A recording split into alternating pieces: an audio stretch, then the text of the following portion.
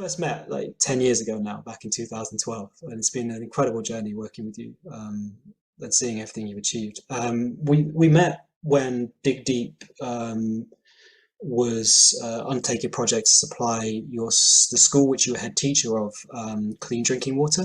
So I thought maybe for the guys in the call who don't know you, you could just explain, perhaps just explain, you know, what brought you to that point? What's your background, your story? What took you to that? Okay, thank you very much, Ben, and the rest of the participants. Let me say I'm very much delighted, and I can say we've fairly used most the participants who are there. Now, first, Ben, let me say I just got to know you in 2012 when you came to Ndanai. I'm a teacher by profession, a teacher with children with special needs. And these children who are physically and having neurological impairment, which are now paralyzed. Maybe some of them are paralyzed on the lower limbs. Some of them, they don't have legs. Maybe they are naturally amputated. We call phocomelia. Some are having maybe small legs. We can call them amelic. So in this case here, I think you just came when I was teaching in that school. And we had a very big challenge in that school on water, because I think for those who have come to Kenya, we have been collecting very dirty water. And again, taking in consideration that the children who are there could not move. Some of them are using wheelchairs, some of them are using the crutches. So you came handy. And then when you construct when you drill the borehole, and also you installed a lot of tanks, then I think it was a game changer. Some of the children, they have what you call spina bifida, which maybe they are paralyzed on the lower limbs. So they could not control their bowels. And in that case here, the challenge is that if they don't have water, they usually have the bed source. So you came handy for them. Secondly, the water was very dirty. They could not even maybe cleaning them. That's used for drinking and even for cooking. So I could remember vividly well. By that time, you see, sometimes back anyway, you were still very young by that time when I saw you. But yeah, I think probably you must have come from school. So I really appreciated Dig Deep very well, very much. And then that is the time now I had a very big heart for Dig Deep. And that's why even after some time, I changed my heart. I was working, I think we had better word who were assisting us by that time. But I came and I say I work for Dig Deep because you made a big difference, because water is life. And a lot of things changed in that school. Yeah. For those who don't know, Justus is being incredibly modest and has admitted the fact that he founded this school for children with special educational needs, which is called the Small Home. Prior to that, there was no provision whatsoever within about 200 kilometers for any children with special educational needs. And to do that, Justus really had to be, you know, it's a very inspirational leader in the community to overcome some very significant taboos related to children's special educational needs. And then following that, Justus, you volunteered for, as well as running the school, you did in your spare time, you volunteered for Dig Deep, driving our projects forward. And it was only when you retired as a head teacher, I basically handing over the reins, and the school is still thriving. It was when you were only retired, you came on to lead our programs full time. And it's from the point that you took over, Justus, that the Dig Deep program has really accelerated your leadership out there. So yeah, I think that's what's introductions. Harriet, do we have any questions coming through yet? Yes, we can definitely go into questions. I think it would be lovely to kick things off and hear from Justus kind of what you've found to be the most rewarding part of your work over the past year. Because Ben mentioned so many great achievements there, and it would be lovely to hear from you what you found the most rewarding. Yeah, I think something which is very, I think I could say that despite the fact I'm working for Dig Deep, I belong to this community. And when I see a big change happening in the community, I think it makes a very big difference in my life. So at times I do forget that I work for Dig Deep, because I think there's very much a lot of things like very impressive. I could even recall what you talk about, Ben, on the spring. We rehabilitated Chemutia. Now, one of the mothers, they were saying they could stay a whole night in tanks, just collecting that small trip of water. And then they could wait in tanks. And it was now in the lower zone, which is also invested by some animals. And also there it is very far from the households. So they used to sleep in tanks so that they could collect the water whole night when it is dry season. Now, secondly, again, they used to come with their young children and they would come with blankets. That is the story they were talking about. So when you see a game changer now that's come in, they could come because now the taps we have made are 6 taps, which they could come at one point and then they could open and then go home. So I think that is now something I could say is a big, something that has really, it makes me so happy. Secondly, again, is that the environment within, because I think before when we did the intervention on springs, we had to do the CLTS to ensure that the environment is very clean, so that as we do the intervention of the spring protection, the water they are getting is very, very clean. So I think that is now another very amazing thing which has really come in my life. Now, having 106 villages and, you know, the lean staff we have in Kenya, it is very impressive, which means we are working around the clock. And that is out of passion because of the work, the support we are getting from you people and our supporters who are there in England. So I want to say we are not taking for granted what you are doing for us here in Kenya. I say personally, I'm a resident of this place. And when I see this thing changing the life of the people, it is very, very impressive. And that again here, these mothers, they say many a times they could come and then maybe wait even for a whole day. They don't go to farm. They don't even take care of their families because they want to get water here. So they say even when we rehabilitate this spring, they could come shortly for maybe a few minutes, they collect water, and then they go back to their homes. So a lot of things has happened from there. So I think those are the 2 scenarios I could say it has been achieved. That we can have water, many springs. I think it could change the life of these people in health and other things. So we escalate again the CLTS again. The environment will be very clean, and also we reduce the number of diseases within the community. Thank you very much. Fantastic, thank you. It's great to hear your view on kind of what you're proud of and how that's developed and how they interlink as well. It's great to see that. So with whilst we're on the springs, we have a few questions about the spring protection. So with the spring protections, like what Ben mentioned, and Ben also used the quote from Sarah about the water availability at the spring. It says on there that she is a committee member. She's an elected committee member. So are you able just to tell our supporters a little bit about what that means and what those elected committees do at the springs? In the spring we have done, I think it serves quite a number of people. And the community members select a few people to represent them in their voices. One is that they ensure that the spring are well protected. I think you saw the fence. And I was very much impressed. It is on the lower zone, which is pushy.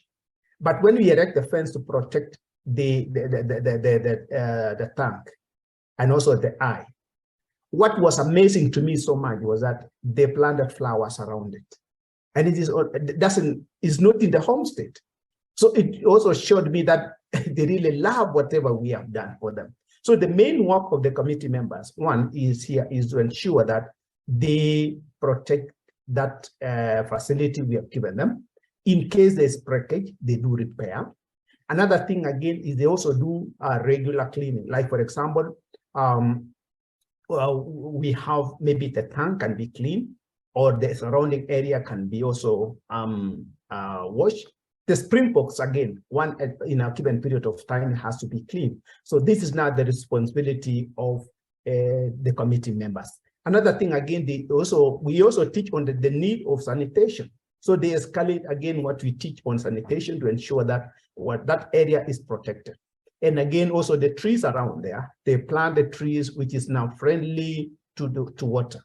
So this is now what they usually teach the community members to ensure that the spring is protected and the surrounding area are done very well. So thank you very much, Harriet. Amazing, thank you for explaining that. I think it's really nice to hear that the the spring protection projects aren't just about that initial stage of getting the clean water and putting the pipes in. It's also wider community training, and also, like you say, taking pride in those projects as well, and planting the flowers and looking after them. So that's great. And one last one on springs. Ben, you may also want to chip in. I know you're very passionate about the spring projects as well, but obviously you mentioned we've done 2 so far. How do you see that scaling up in 2023 and the impact that will have on the community members that we work with? Do you want to take that, Justus? Yeah, can you take over or with? So our immediate plan for 2023 is we are going to take that from 2 springs, do another further 9 in 2023, and it's in partnership with the Ministry of Water within Bomet County. That's a match funding relationship, so Dig will be contributing 65% and the county 35%. For us, that match funding relationship it's Justus, I think as I said to you before, it's kind of the biggest compliment I think we receive, because all that has come organically. We have never initiated sort of any kind of lobbying with the county government to get these funds. That funding has come organically through the incredible work Justus is doing, meaning that the constituents in the area talk to their MP, they're members of the local county assembly, and that has led to the government recognising the quality of the work Justus is doing and using the limited resources they have to boost that work, because they can see how effective it is. So yeah, that's come entirely from local people saying, please support this, we need more of it, which I think, as I said, yeah, I'll say it again, is the biggest compliment I think an organisation like ours can receive, and speaks volumes to the work that Justus and the team are doing out there. So I could also say, Ben, I think this one is also attracting a lot of attention. Today, I think I received quite a number of them. They are requesting that they need to be done. And I think the community members have really realized, not even within Tanui, but some are very far. And they were requesting, Justus, if you can have funds, can you scale up to other areas, or you just subdivide? So I think we are very much overwhelmed. I received today about 5 of them, and they have been giving me the location and showing me the pictures of these ones. And this one is in Kebalungu, some of them, that's one of the sub-counties, and 1 in Bomet East and 2 in Bomet Central. So I think the people are now realizing that it's important of spring protection, because these are clean water. It is also environmentally clean, because they don't, currently there are no trees, so they don't even boil the water. So they get water direct, and then they can drink because they are totally clean. So they know the essence of having the springs. Yeah, thank you. And again, Harriet, for me, the next question, last point on this, but I think Justus, what you're saying there is it's such a good example of the catalytic effect we're trying to have. So our projects within the wards we're working in within Bomet, they're fantastic in the immediate impact they have, but their wider impact is they're demonstrating best practice, which the county is now starting to replicate across the population of 1 million people. And that, as I said at the beginning, it's local governments, local businesses, local leaders like Justus and elected representatives who are going to make this change, and it's just fantastic to see that happening so quickly. Perfect, amazing, thank you. It's really exciting to see the scale up of the spring protection work. So yeah, another thing that massively scaled up that you mentioned in your presentation, Ben, was the community-led total sanitation programme, which absolutely went leaps and bounds to getting villages declared open defecation free from 2020 up to now. So just a very quick touch on that. What does that, Justus, mean to the day-to-day lives of the communities that you work with? And also the next stage of that is kind of post-ODF activities. So can you just let our supporters as well know a bit more about what those activities are, and like I say, what that is day-to-day in the community's lives? So I think Harriet, as we say, at times maybe people might not believe that people are defecating on the bush, and it is very obvious. So it's this is now what you call behavior change. We shall teach them on the behavior change to ensure that they use the toilets. So when we started, I think we started very small. It was about 45 villages, but we found the community were very much receptive. And out of that 45, we have what you call self-triggering. They say when they saw what you are doing, the next community say, we want also to do the same. And that's why even that figure rise very fast. And it does really have a big impact. We have very clean environment currently. There's no feces around. So the diseases, the waterborne diseases is totally reduced, totally reduced. Secondly, again, you see, even when there's also clean environment, even the animals themselves, because there's no infestation of worms and the rest. So we have everything is so clean in the environment. So what I could say generally, the people, they have totally reduced number of diseases. We also doing the comparison when we went to the hospital down here. And we were, the doctor who was there is that we have a comparison. And they'll say, see the time we engage the community on community-led total sanitation. Now, the reduction of water-related diseases and also the sanitation challenge of diseases has reduced. Because I think, 80% of the diseases are now taken through the dirty environment.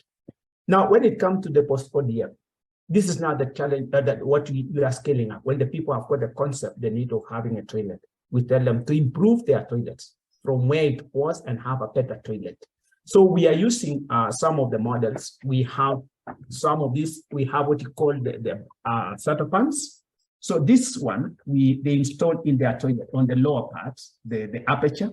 And then here, this aperture here. So when they defecate here, so there's exert pressure here, and then it opens. So, and then it closes. So from this case here, there will be no flies, which is going here. No bad smell coming from here. No rats are going here. So this is now what we are doing currently. We are telling them to put on their toilets. So here in the lower part, when you defecate, that's it exerts the pressure, and then it falls, and then it goes back. And then this one is clean with small amount of water. You pour a small amount of water here, and it gets clean. So this is now one of them. The other one is I will be using the pictorial. This is now where we have adaptation we do. I'm a teacher with special needs. This also we do the adaptation in some schools. So this is what you call the starter stool. And also the same on the inside here.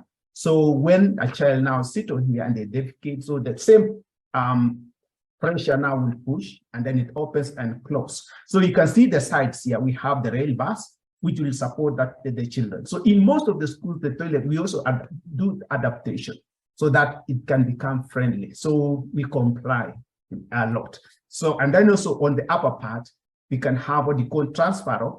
When a child now sits, he can handle and then just sit and then go to the wheelchair. And usually we make this toilet to be wide enough so it can allow this child to go with his wheelchair so that it can also it become private.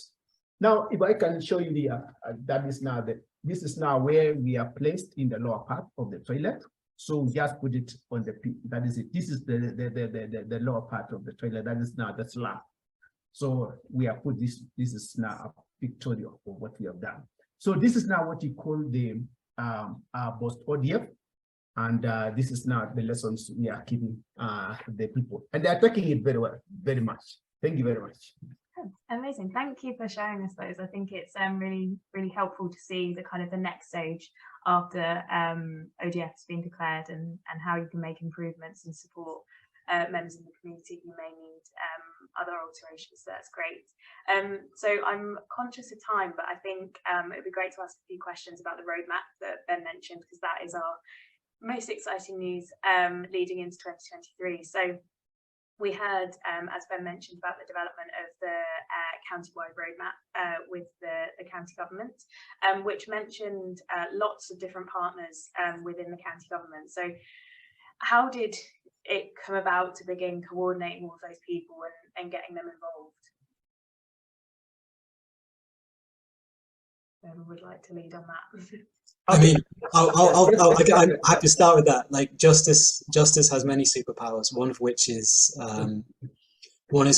networking, connecting people. So I mean, it's not to manage that, to create that master plan involved bringing together over 10 different departments and organisations, and like several hundred people within them to come together and have a unified vision of how to achieve universal access in the county. That is not an easy thing to achieve at all. We were absolutely astounded how quickly Justus and the team managed to do that, because we were initially looking at a publication date of 2023 to 2024. We kicked off the process in January this year and had it published by July, which I think is also testament to how much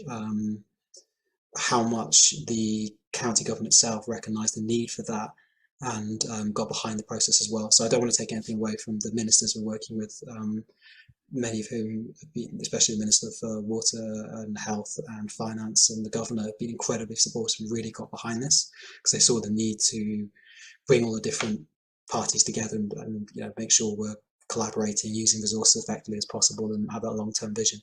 But Justus, you were driving the process. Do you want to? Yeah. Okay, thanks very much, Ben. I think you have explained very well. So the main essence is that, as I said, our staff is very lean. So many of the activities which we do with the county government. And if we could do us as executive alone, there'd be no sustainability. So the main thing when we do with the county government, which has been there, and they are the people who know the caps, that is now the time we can succeed very well. They have technical people in the water department. They have technical people in the public health.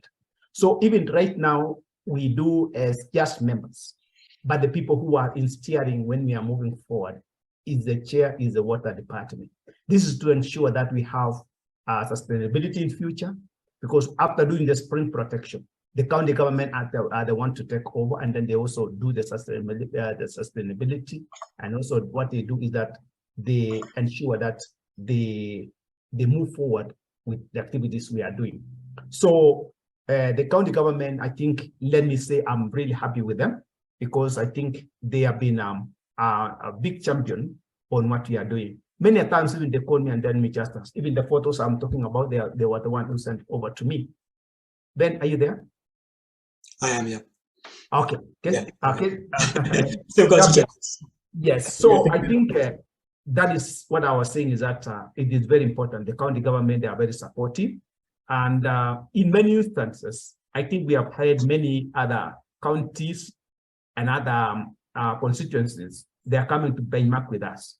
And even yesterday, I had a meeting with the Red Cross and the county government, and they were saying this is the only area, maybe we have done the master plan. Many, they are coming to do the MOU, but not the master plan, because master plan is showing the roadmap of what is to be done in future. Even in our roadmap, it is up to 2050. So this is still a long way where we can have the blueprint up to that far end. So thank you very much. And you just reminded me of the conversation we had with the governor on the day we launched, the deputy governor on the day we launched it, when he was explaining that, as far as he was aware, this is the only county that has achieved having this very clear vision, this roadmap master plan for universal access. And he's now taking that to the meeting of governors and deputy governors that happens annually, to show as an example of what can be done. So again, very incredible that you've, Justus, were able to drive that process so quickly. Thank you. It's been amazing to watch it from this end. We're very lucky to get the updates from you and the team, Justus, of the incredible progress that you're making. Like Ben said, at absolutely accelerated speed. So that's great. So before I move on to our kind of final questions, you mentioned there about the MOU with the county government. Do you want to kind of touch on the co-funding agreement between Dig Deep and the county government, and what that means kind of in 2023 as well? Ben or Justus, whoever would like to lead on that. Ben? Yeah, sure thing. So the MOU, it's a fancy word for contract we've signed with the county, commits the county to two things. One is implementing and continuously refining the roadmap over the years until we achieve universal access. It also has committed them to co-funding blueprint projects within Dig Deep's area operations within the county.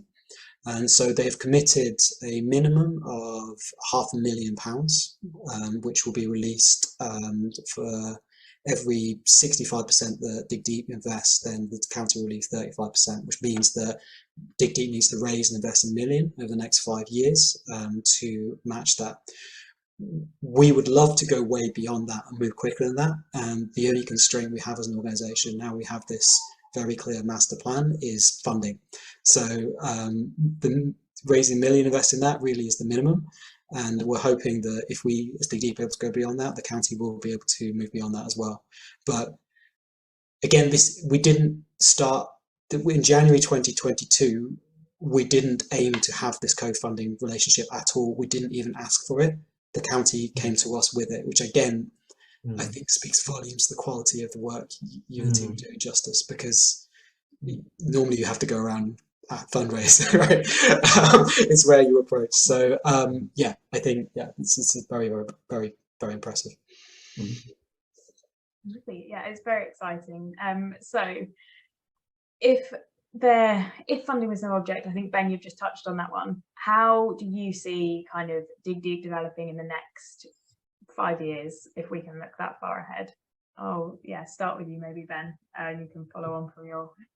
I think we something being and Justus make very clear when we speak to our counterparts in the county government or the ministers there is that as long as we are welcome, we are there to support Bomet County until the county has achieved universal access to water, sanitation, hygiene for 1 million of its residents.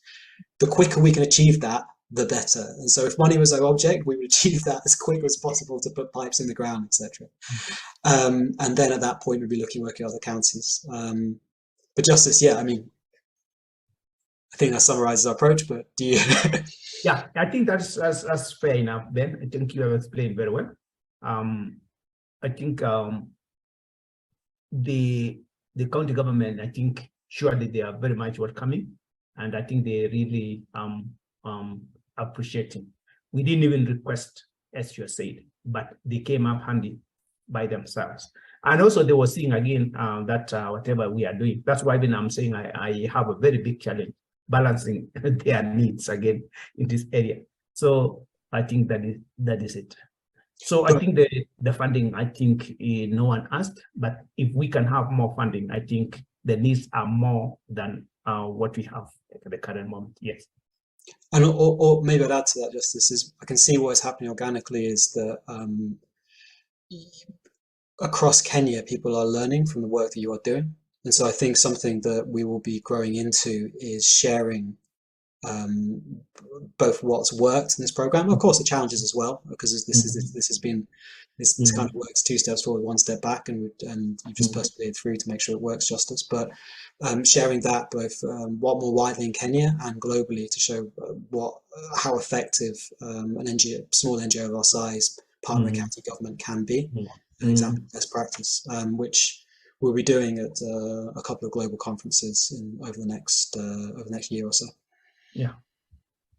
Perfect, amazing. I think that covers all of the questions that we have, and it's been lovely to hear from both of you this evening answering those. I've been re-enthused for 2023, which is lovely. But thank you very much for your presentation, Ben, and taking us through Dig Deep and the amazing steps over the past year. And thank you very much for joining us, Justus. We really, really appreciate your insight into what you're doing on the ground in Kenya, and we really, really appreciate your hard work as always, and of course Melly and Nikki's as well. So thank you everyone for joining us this evening. We hope it's given you an insight into what we do at Dig Deep, and we look forward to working with lots of you in the future and seeing you come along on the journey with us in 2023.